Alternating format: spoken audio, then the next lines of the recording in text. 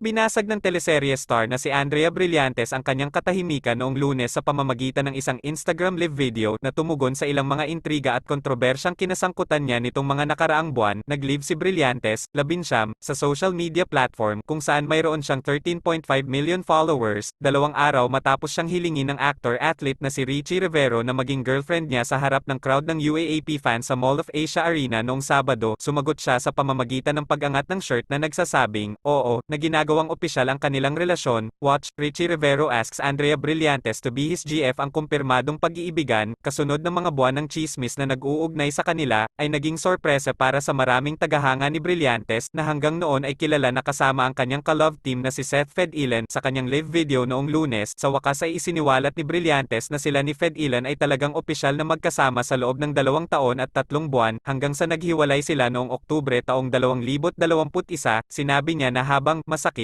ang kanilang paghihiwalay ay isang desisyon ng isa't isa. Ang dahilan, sumang-ayon sila na hindi na sila lumalaki bilang mga individual. "Wala akong galit." Seth Fedilen defends Andrea Brillantes. Sina Brillantes at Fedilen ay naging screen partner mula noong 2019 sa mga pangunahing proyekto, kabilang ang Cade ng Ginto, Wild Little Love, Huwag Kang Mangamba, Saying Goodbye, at ang paparating na Lyric and Beat. Sa kabila ng kanilang breakup, sinabi ni Brillantes na nangako sila ni Fedilen sa isa't isa na itutuloy nila ang pagiging co-stars.